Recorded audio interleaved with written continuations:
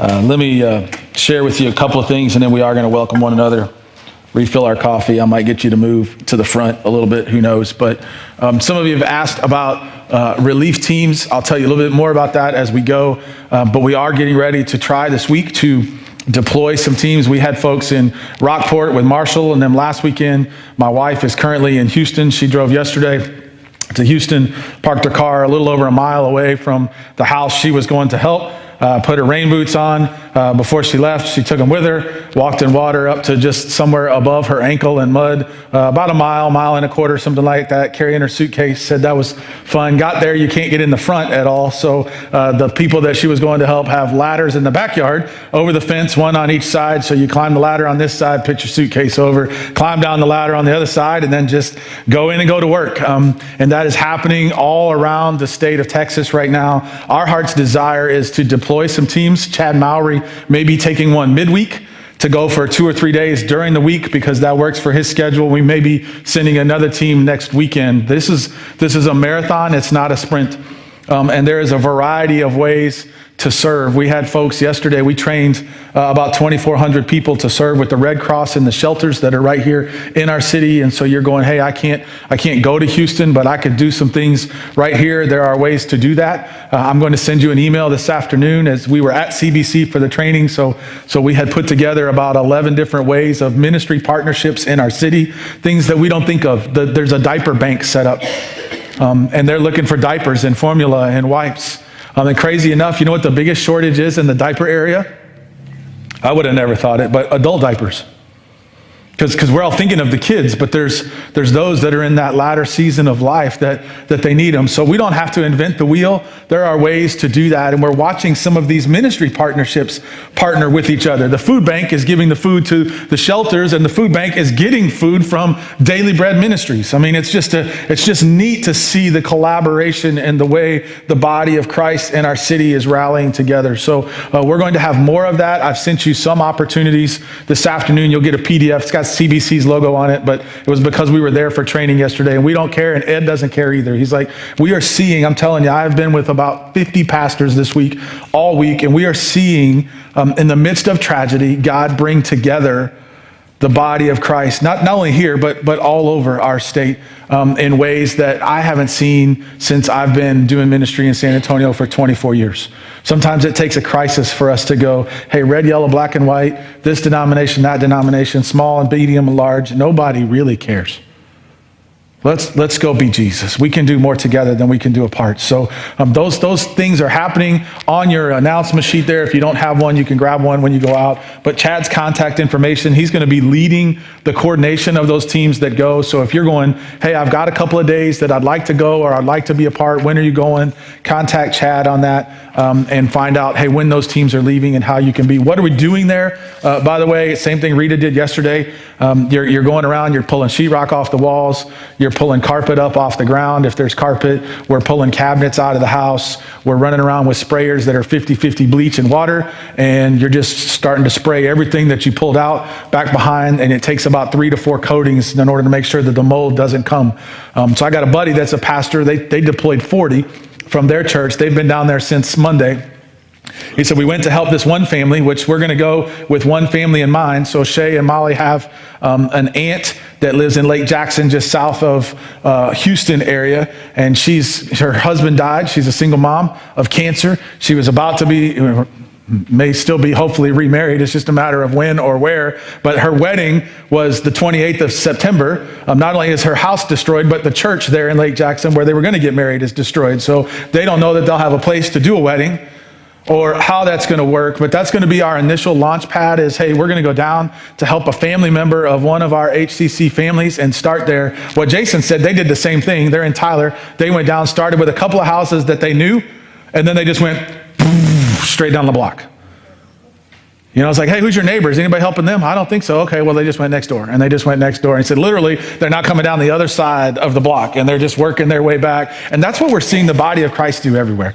So there's lots of opportunities both in San Antonio and going. Here's my deal is, hey, will we just say, here am I, send me? What capacity do we have?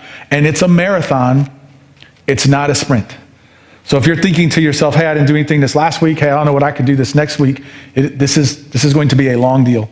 There's going to be opportunities to do that for the long haul. The other side of your sheet has information about FPU on it. A lot of that's getting ready to start.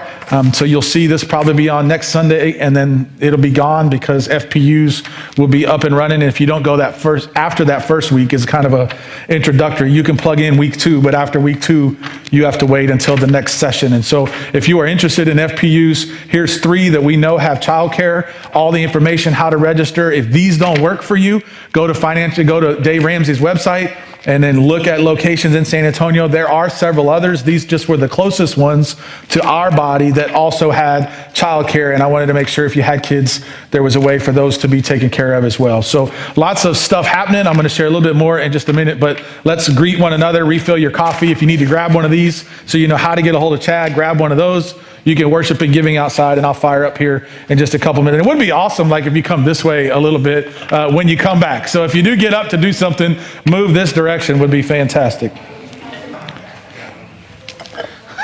Josh is laughing. Well, man, this last week, primarily because of the hurricane and the process, has been for me just a whirlwind. Last Friday, Saturday, Sunday, we're trying to figure out, hey, it's coming to San Antonio. We're all preparing for the worst, which I don't think was a bad idea. I mean, I don't know about your world, but we moved everything we owned off the patio, either all the way up to the house or into the garage. And I mean, you're just trying to get ready for all of this. And then the worst didn't come to us, which, you almost like, do I feel bad about being glad that the worst didn't come to us because it just went to somebody else? But I think we had to prepare that way. And so I know I blew your inboxes up between Facebook and email. So thank you for your graciousness there. I was only trying to keep us all on the same page. And if you think I blew yours up, I guess the only good news is you just be glad you're not one of the elders, because I really blew up their inboxes and cell phones for 2.5 days while we're trying to go, hey, what do we do? How do we be good stewards of what God's asking us to do as we lead the body? Yet how do we respect our government officials that are pleading with us, please don't get on the road if you don't have to drive? How do we keep the body safe, not knowing what's coming? And so we made a decision Saturday night, hey, let's try something that we've never done before, but let's not have a collective gathering. And then Sunday morning we wake up and it's beautiful. And I'm like,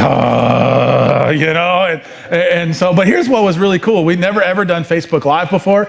And as we met with the elders and talked, it was like, hey, I'm not okay with us doing nothing. So let's try something. And so we'd never done it before. We didn't know what it was going to be like. So Katie came over and the Garwoods and a few people to our house. We had worship. I shared the same message. Thank you for gathering with your families. It was remarkable to see that happening while we were sitting there watching it. The computer at our house where Josh was, he could see you logging in. And I know, so we saw so many of you in living rooms going, hey, we're not forsaking the gathering of the body. We're just going to gather scattered this morning in our PJs with a bowl of Captain Crunch or whatever it was for you, and continue to worship and be encouraged by God's word. And here's what was neat. By the time Sunday was finished, now we don't have any idea whether they watched it all or whether they just clicked on it one time and took a look at it and went on down the road. But over 1,500 people, just by the end of Sunday, had at least watched some portion of our worship experience last weekend. That was crazy. There are over 2,000 now that have clicked on it. And that's clicks. That doesn't touch how many people were in those living rooms or were in front of the device that was looking at that. So while it was different, and some of you were like, hey, really, this was a nice change. I kind of like sleeping in and being in my PJs isn't all bad. If you want to do this more often, I'm in, So I know it was a nice change, but thank you for being that kind of a body that just was willing to kind of roll with even some, at 5 o'clock, I send you one message, and at 6 o'clock, I sent you something different. And so we just really were wrestling with that tension. So also with the hurricane stuff, if you're interested in the rest of that, I'll send you one more PDF today that has some places, but I am overseeing all of the pastor communication in our city. So I'm communicating every day right now, have been since last Monday, with about 68 pastors as we're trying to figure out how do we deploy together, not apart, but together, the body of Christ in this effort to love people in our city. So my responsibility is the shelters and the things that we have right here and what that looks like along the way. So it's been a tiring week. I was telling somebody this morning, I've gone through about 4 batteries a day on my cell phone. Literally, it's just worn out. I have to plug it in to charge it while I'm on it, trying to hope that it gets there. But it's just neat to see what God is doing as a result of a storm. And he does that so often in our personal lives. When the storms come, they're brutal to endure sometimes. But when we finally get the clouds cleared up and the sun pops back out and we get to the other side and we look back, we can see that he did some amazing things. And the story of the life of Daniel is very similar. Daniel went through a lot of adversity in his life, and yet he was somehow able to over and over and over again remain faithful to his commitment and his love for God. It was a remarkable story. We're going to flip there if you have a Bible and want to. I don't know how much you know about Daniel. Some of you probably know about Daniel and some lions of some sort.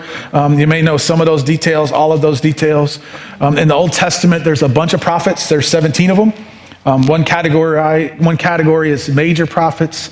The other category is minor prophets, right? And it's really not a title of position like these 5 are better than those 12, as much as it was decided kind of based off the length of their story and their letter. And so of the 5 major prophets, Daniel is one of those. And as a young boy, about 15 years old, Daniel was literally kidnapped, taken to go be a servant of the Babylonian king, a guy named Nebuchadnezzar, and he took him into his house, began to train him. And Daniel somehow, so imagine being young and taken into another place, away from everything you know, and somehow he was able to serve faithfully, not only to Nebuchadnezzar, but the kings that would follow until the Persians captured Cyrus, and then Daniel's like, I'm out. But he was able to follow and serve loyally to these kings. And yet at the same time, amidst this chaos, he never wavered in his faithfulness to the God of Israel.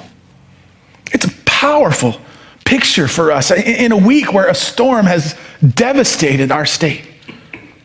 And thousands of people's lives have been impacted. There is a hope that, hey, somehow, some way, it is possible to still remain faithful. And I don't know about your storms, but there is a bunch of them that I kind of want to just hit the eject button. It's like, I'm out, I'm done.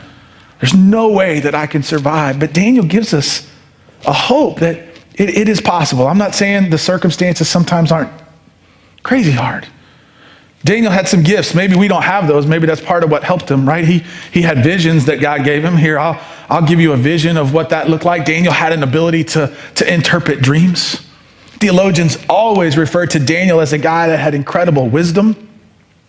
Right? He was a righteous follower of God. And so maybe I go, okay, well, maybe Ken, there's your shortcoming, right? I don't have dreams and visions that God's given me to help me along the way. And there isn't a whole lot of people that would call a Baylor kid a wise kid along the way. So where is that struggle? But he says, hey, listen, take this story and let's look at it and see, God, how do you help us? I don't know what your storm is. You may be in a beautiful rhythm right now. And if you're in a great rhythm, maybe part of what we do is deploy out to be his hands and feet to some other people that are in a storm. Might be in this body, might be as a result of the hurricane. One of the interesting things yesterday, I found out the executive director of the Red Cross was telling us that just this last week, take the hurricane, all the need in the shelters in San Antonio that is here as a result of the hurricane, they had more need in response to crisis in Red Cross last week outside of the hurricane than they had in it.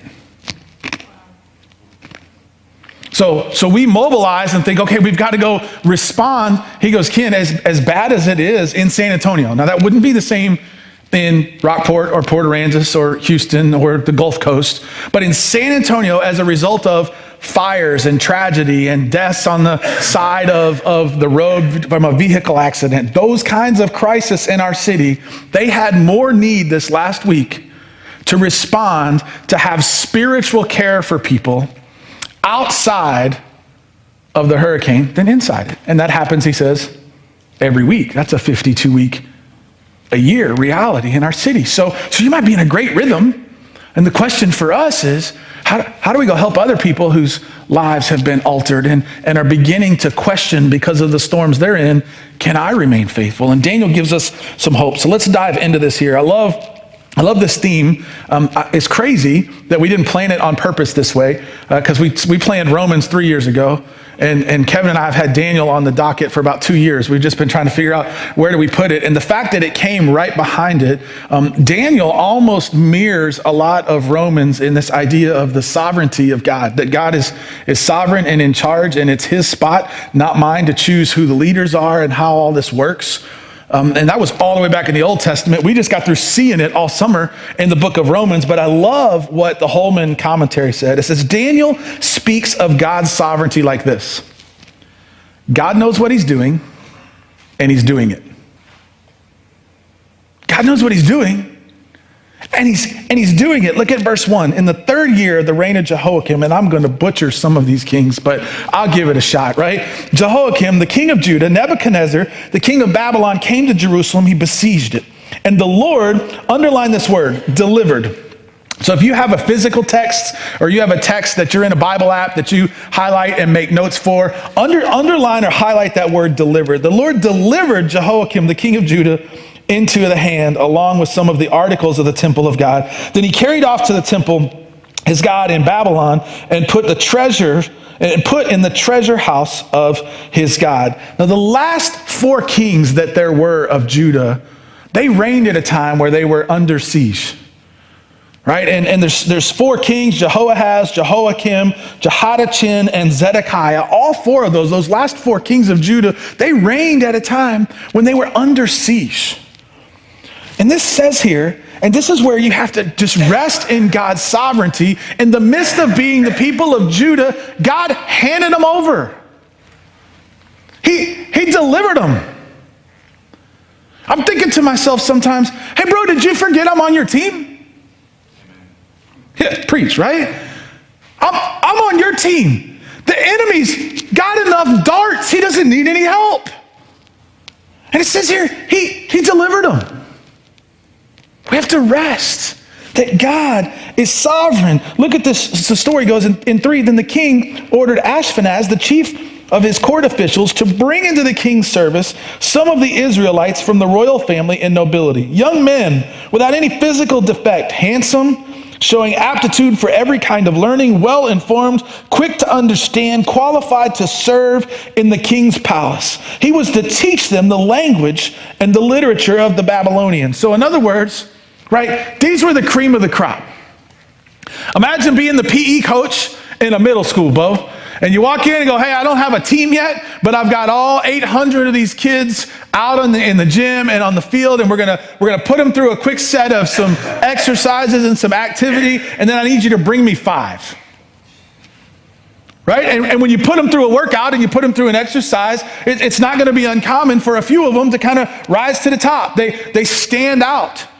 That's who these, he said, bring me the cream of the crop. The ones with no blemishes, the handsome ones, the ones that have no flaws to their character. Bring the best that he has to offer. And what's amazing is no matter what the conditions were, these guys that come, you're going to see, they stay faithful.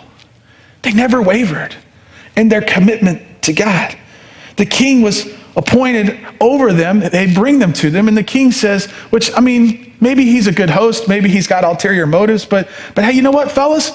I'm going to give you a daily portion of my groceries and of my wine. Right here it is in verses 5-7. The king assigned them a daily amount of his food and his wine from the king's table. For they were to be trained for 3 years. So you're going to take me from everything I own, and I'm not even qualified to serve you for 3 years. So for 3 years, and then after that, you will enter the king's service. Azariah, the chief official, gave them a new name. To Daniel, he gave Belshazzar. To Hananiah, he gave Shadrach. To Mishael, he gave Meshach. And to Azariah, he gave Abednego. Now, I never, ever read this story without Hugh. You're going to laugh, right? So I lived in Mountain Home, Arkansas, which when I got there, I did not realize to work there at the church that there was really no African-American people in the town.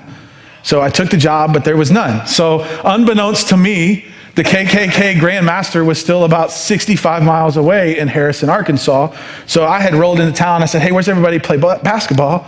Well, nobody hoops here.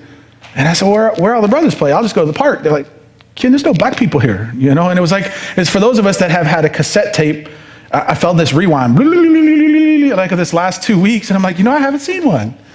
And then I found out. So the 6 years that I was there, things really began to change and to transform, so much so that we brought an African-American pastor from Little Rock, Arkansas, up to do the revival at our church. Right? Stephen Arnold was his name. And he comes up and he's telling this story. Now picture being in this little small town in Arkansas and you're reading the story of Shadrach, Meshach, and a bad Negro. Now only a brother that's standing on the stage could get away with saying that, but I always read it. He gives them a new name. Everybody had to have a new name. Why do they have to have a new name? In order to serve the king in the Babylonian kingdom, you had to be a Babylonian citizen. These were 4 Hebrew men. They couldn't have Hebrew names and be qualified to serve in the Babylonian kingdom. So he says, hey, I'm going to give them all a new name. And so here was Daniel, whose Hebrew name meant God is my judge. And they give him a new name, Belteshazzar. That Belt was their chief god of the Babylonians. And it was Belteshazzar, chief god, protect him. Right? They give him all a new name. Here's what's amazing. The Hebrew guys, call me what you want. So everybody that's been in the locker room as an athlete goes, hey, it seems like everybody gets a nickname. That's just part of being an athlete. And so it's like, hey, call me what you want. We're not wavering on our commitment and our walk with God. You can give me a new name if you want to. You can call me a Babylonian citizen. I now have responsibilities as a Babylonian citizen, as a servant to the king. All that's fine and well, but at the same time, I am not wavering from my Hebrew roots, from where I have my faith and where I place my trust. They worship the one true God. And what's amazing for me, and I've been on the front lines this week. I've been in the shelters this week. Some of you have been to Rockport and to places. Rita's in Houston right now. I got to see it all day. She texted me at 6 this morning. She was up before I was. She's like, yeah, we're already at it. We are seeing people whose lives have been flipped upside down that had every reason to hit the eject button and want out. And you know what's amazing to me? It's amazing, but it's convicting. I was in the shelter the other day. I walked around with a bouncy ball and a deck of Uno cards. Just made my way through.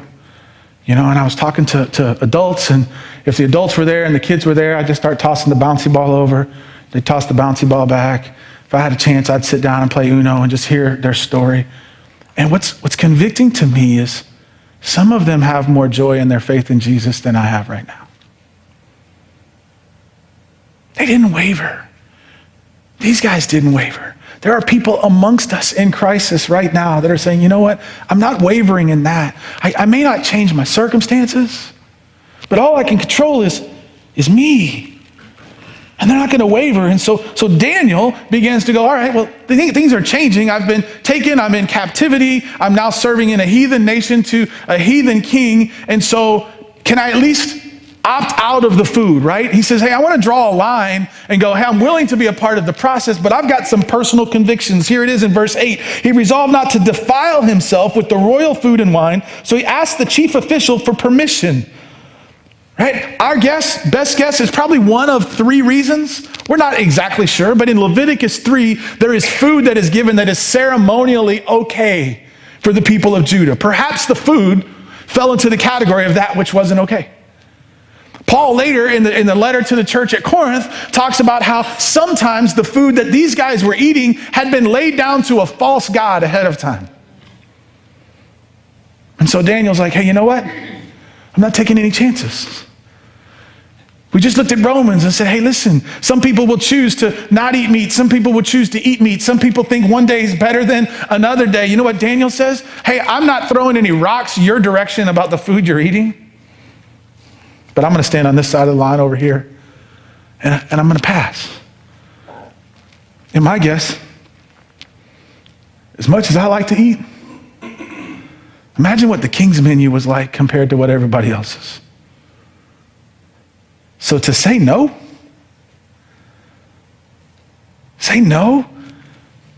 almost had to feel like to the king a spit in his face. Now, I'm guessing the alternative menu probably wouldn't have been very good, and it didn't matter This was a big deal for David. We think, eat the food, don't eat the food, okay, whatever. He's like, no. If this food has been offered to a false god, there is not a chance in the world that I am putting it into my body. And as I was studying this week, I thought, man, that works for food. That works for television. That works for music. That works for movies. Man, if this stuff has been laid before a false god as trash, maybe I don't need to put it in my body.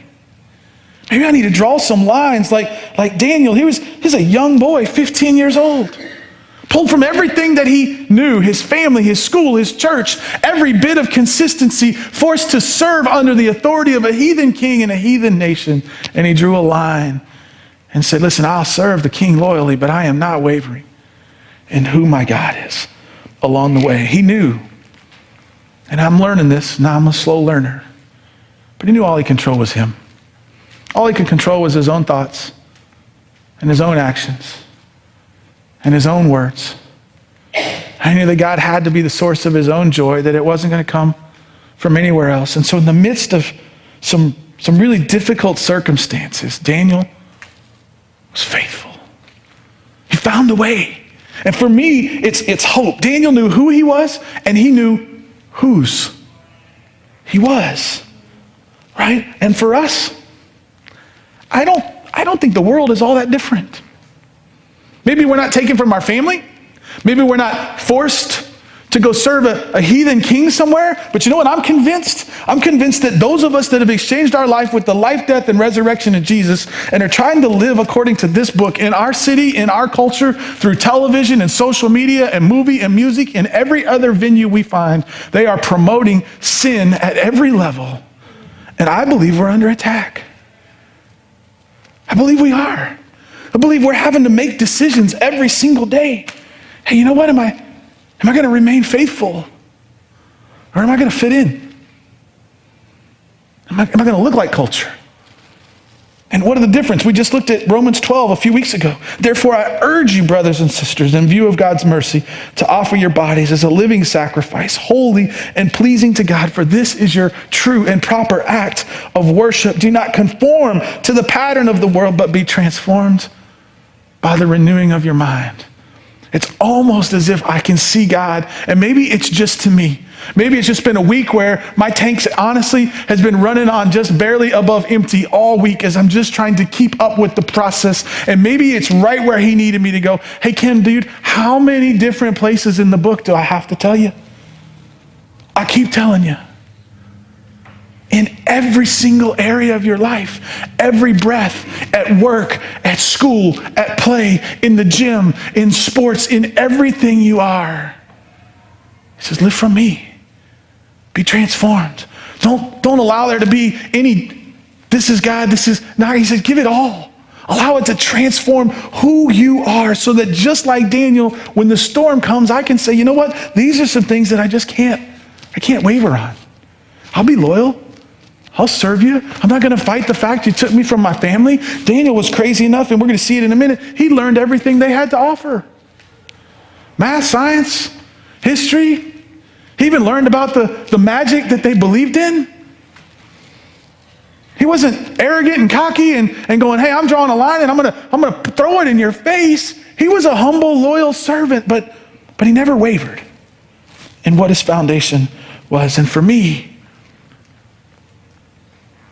I have a lot of time in my life where, to be honest, I just like to fit in. It's easier. It's less complicated. It's less, I don't know it creates less conflict sometimes. But I'm finding, and it's just, maybe it's only my story. But the more I'm fitting in with culture, for me personally, the more I find I'm living in flesh. I'm not experiencing the fullness of who he is in me.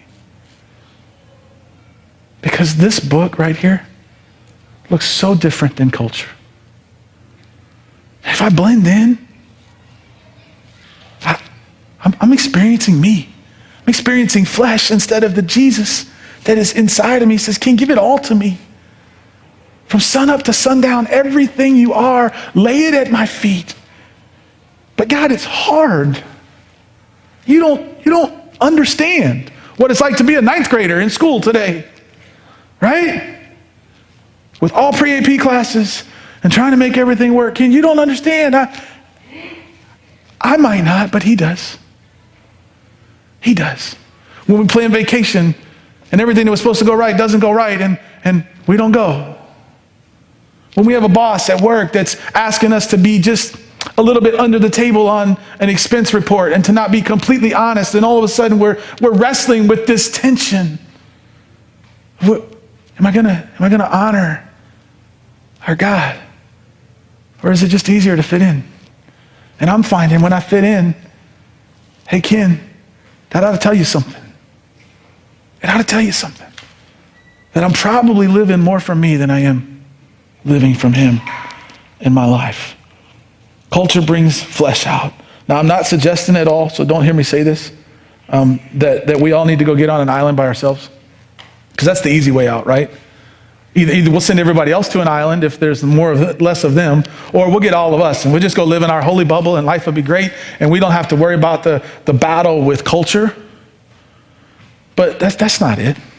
If we do that, how does anybody that doesn't know Jesus know? God's banking on the Daniels, you and me, of the world to go, hey, I can send them in to crisis and chaos in their life because I know up front they're not going to waver. We just talked about this Thursday night at our connection group when we looked at Job chapter 2 and all that Job has experienced and his wife coming at him with this verbal attack, and it says, and yet Job did not sin. You know, it's almost like God's going, hey, I'm going to do this in Butch's world because I know he won't waver, and I'm going to show off my goodness to the people around Butch. But Butch, sucks to be you, bro.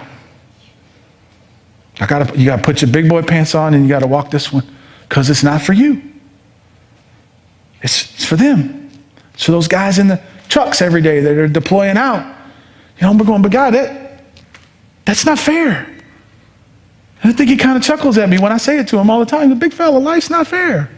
Get over yourself. It's not about you, Ken. I don't think we go to an island. And so Daniel says, hey, I got to finish this, but he says, I don't want the meal. And so he says that to the chief steward. This guy's primary responsibility was to keep these 4 guys healthy for the next 3 years so that they were ready to serve, right? And so there's some tension here. Hey, you don't want to eat. I want to respect your wishes, but at the same time, the boss man is not going to be happy if you're not eating the right food and you're not gaining weight and you're not doing the things that we need you to do as a part of the program. And then from 11 through 17, right, Daniel kind of acknowledges that hey, he's willing to surrender and lay down to learn the things about their culture. Now, I thought of this and thought, what if if I take this to the extreme, what if I was kidnapped by another religion, a group of Muslims that took me to their place and I was to be the servant, right? Would I be willing to learn their culture? Would I be willing to be loyal and yet not waver? Right? There's tension here. In the midst of the storm, in the midst of the boss, that's a difficult boss to deal with, that makes decisions. Our government makes decisions every day. We don't agree with some of them. It creates tension. We'll have bosses that do that. We'll have schools that make decisions that go against our faith along the way. Sarah and I had some amazing times in her high school career as she tried to figure out, how do I respond to teacher X, Y, or Z? Who was saying something. Sammy had that in college. It was worse in college, actually, as she was going through college. And they would teach things that just completely go against what her faith and what she believes. That's happening around us all the time. Some of us, or some people that we know, are at home right now. And we feel like, as a follower of Jesus in my house, I'm spiritually raising our children on my own. Perhaps our spouse has had a season of their life where they exchanged their life with Christ, but it's not alive and well and evident in who they are. And so we feel alone. And now all of a sudden there's tension about, hey, what we're going to watch on television and what we're going to allow to do and what things are acceptable and what things aren't. And the truth is we feel isolated. We feel alone. And there's this tension. And when we get to that tension, I think what we can grab from Daniel today is a hope to know that there's a Jesus on the other side that will walk through us, with us through the chaos, and that it is possible. It is possible to remain faithful. Whatever the storm is for us. If you go out to Houston and Port Aransas and some of those places this week, you're going to see what looks like evidence of impossibility. It's devastating. And yet, he says, it is possible to not waver in our faith in who God is. And you know what else? Is that we just celebrated is hope that when we waver, that his grace is sufficient to pick us back up and to put us back together. It's both and. Daniel paints a beautiful portrait. My guess is we're not all going to be able to walk it every day. And when we fall short, my bride is so sweet. I come to her at times just broken, just wanting to quit and give up and run. And we've said it before. Hey, can we just go get an island somewhere where nobody's around for a little while? And she just lets me go all the way down the train. She's so gracious. She doesn't cut me off early. I know she gets tired of it, but she lets me go all the way down. And then, are you done yet? For now. Okay, let's pray. Because his grace is sufficient when we want to get out too. And he builds us up and he puts us back together. And he surrounds us with his body to get ready. And we get restored and we get renewed and we're ready to go be his light again in the life of those around. Just as Daniel and Rakshak and Benny were many times, as we're going to see all throughout this story. Father, I thank you for Daniel's life, for a guy who really didn't have any choice when he got started at 15 years old. But the choice that he had was whether or not to remain faithful. And Lord, I thank you for the portrait that he paints for us, for the hope that he gives us, for the times that I think, hey, this is impossible. There's no way that I can live in the world that we live in with people doing and saying things that they're doing and saying, and they're in charge and I'm not, and I can't change any of it. And yet there's no way that I can remain faithful. God, I might not see it right now, but I can look right here in Daniel and go, hey, there's hope if I'll take one step at a time. God, I know for me personally, I get paralysis by analysis. I want to see the finish line. I want to see it all come together. And there's so many moments where you say, hey, just take the first step, Ken. I'll clear the ground for the next one when we get there. I need you here first. Give us hope, give us faithfulness. And in those seasons of our lives that God, we've misstepped and we've stepped in the wrong direction, or we have hit the eject button or the pause button and said, okay, God, for now, I need a break. That the life, death, and resurrection of your son, Jesus, were sufficient for the grace extended to us to put us back together, to make us whole again, and to give us an opportunity to go in pursuit of the next step of faith until the day that you call us home. In your precious and holy name we pray. Amen. There's hope. Let's go be Jesus with skin on to some people around us this week. There's a lot of hurting people. We don't have to look far. We can go to shelters. If you want to go, call me. I'll be going almost every day. But we don't have to go. You don't have to go there. When you get to the restaurant today, somebody will be hurting. Pray on the way there that God gives them at your table. You know, when we get to school tomorrow or Tuesday, there'll be hurting people there. In the office. We don't have to go far. Let's go have the faithfulness of Daniel to be a light of victory amongst the chaos and the hurt that's around us.